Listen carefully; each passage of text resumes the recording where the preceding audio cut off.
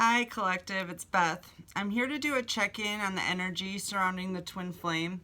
This is my third attempt. There's definitely some resistance to this happening, but it's happening because God is intervening. He's bringing back what was lost that we never thought we'd find. It's a Isis and Osiris story. Osiris is coming back from the dead. Reuniting with Isis, which seems to be the impossible, right? Well, I got the hummingbird card, and this card reminds me of a story I heard. I think it was a Hopi Native American story, but it's about a forest fire and a hummingbird that was like filling his little beak with water to try to put out this forest fire while all the other animals are running out of the forest. And the animals are going, what are you doing? You're not gonna be able to put out that fire. And the hummingbird spoke his wisdom. He's like, if I intend to put out this fire, then the universe, God, is gonna hear my call and help me to put it out. It was his intent. The hummingbird's intent makes the impossible possible. So, and I got 41, the rainbow. This card talks about the bridge to heaven has been actualized. Basically, we work through all of our chakras, all the colors of the rainbow.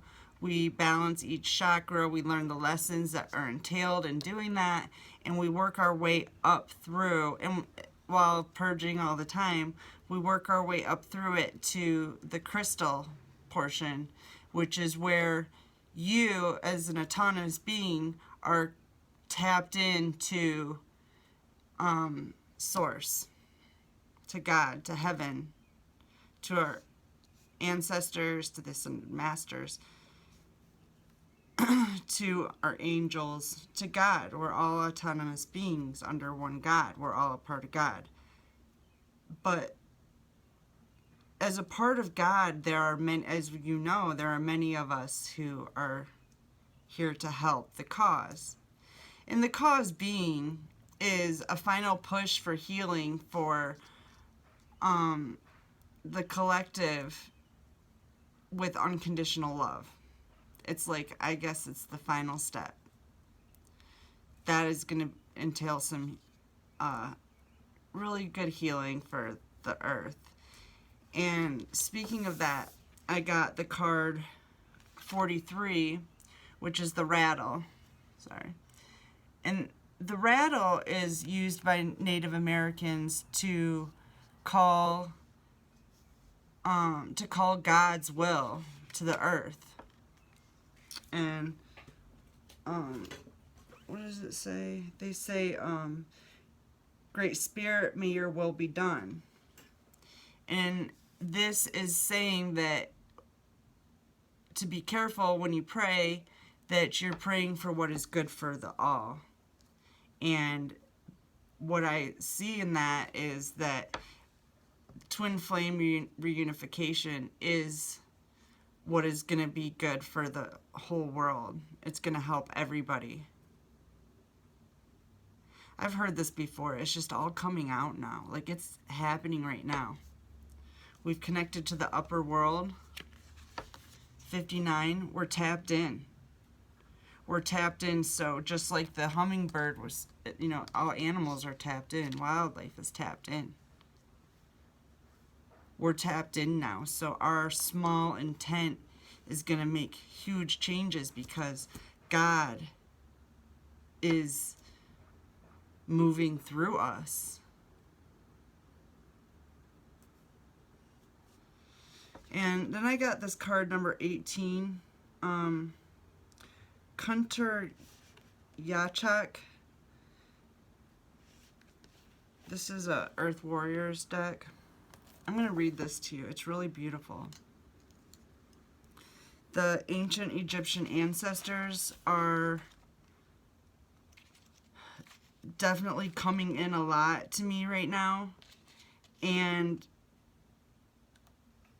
did I say Osiris is coming back from the dead? I can't remember. But anyways, the impossible is happening. And there's a bridge now. That it's not only bridging us to heaven, but it's bridging us to our counterpart.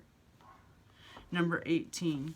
Condor swiftly brings the will of spirit to earth through the gift of powerful medicine.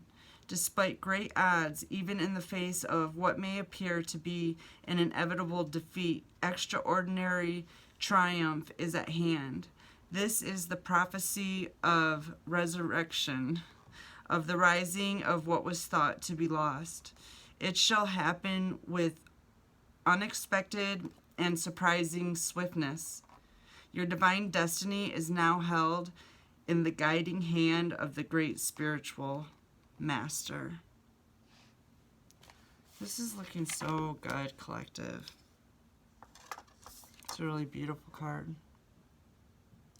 So as you see, we're connecting to God right now, and God is taking our intentions. He's making the impossible possible.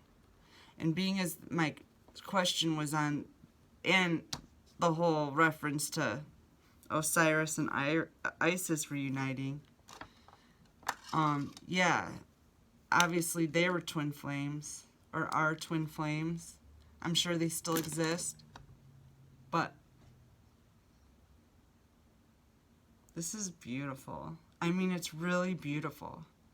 And it's really connecting us with our ancient ancestors in Egypt and our ancient Native American ancestors. I think we probably all have spent lifetimes as both. I feel I have. And I'm sure you've delved into that a little bit too. Let me grab some tarot. See what we find. Thank you, God, for your blessings.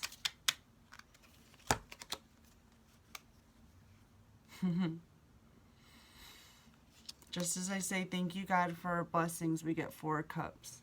And this is a Rider-Waite deck. It's got really cool symbology in it. But you can see here, this person is not happy. They're looking at these 3 cups that they don't like, you know? They're missing this 1 cup. But if you would just look over here into his peripheral a little bit, he would notice that God's handing him a cup of love. Isn't that cool? Anyways, then we get King of Wands. Someone sitting on their throne with the ability to prosper and flourish. They have a healed heart. And they're, what do you call that? Religious hierarchy. Some kind of, not religious, but spiritual hierarchy.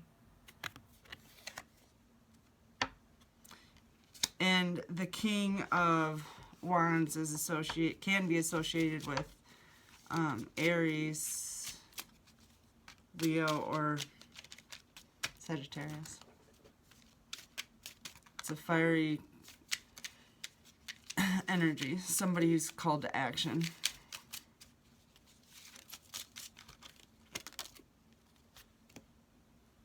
Two of Swords. Decision has been made.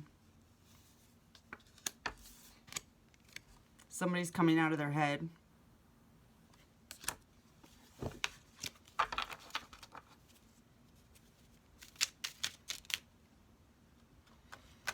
Someone who's been sitting in hermit for a while.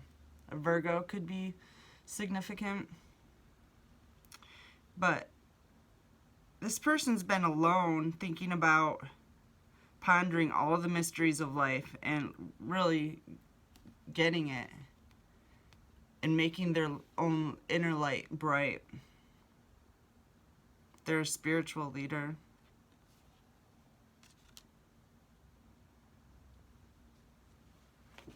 They have the staff, and the Hermit has the staff in its hands too in this one. Which wields power. It's somebody who's been trusted. Like I was saying earlier with our intentions, going straight to God now. You wield power. You've been trusted because you've balanced things out. The Empress. There's our Empress showing up.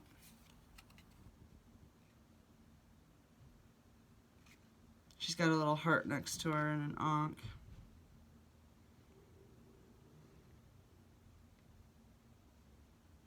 She's sitting in a red throne. Looks like a lot of passion. She's got a green wreath on her head. Her mind is at ease. And she's abundant. And she's also sitting, she's holding a staff as well. All right.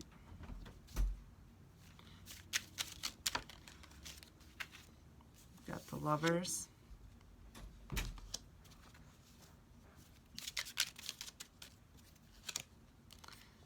The Lovers have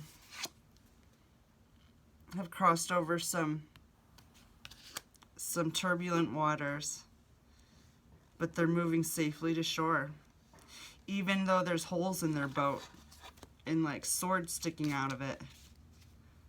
It's still dry inside. It's balanced too.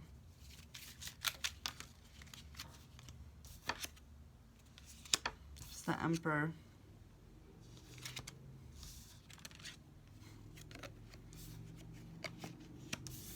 The Emperor, the Lovers, and the Six of Swords. The Lovers are coming to safe shores. The Emperor and the Empress. They're all the queens, all the kings, high priestess, high priest. They've completed all their missions on this earth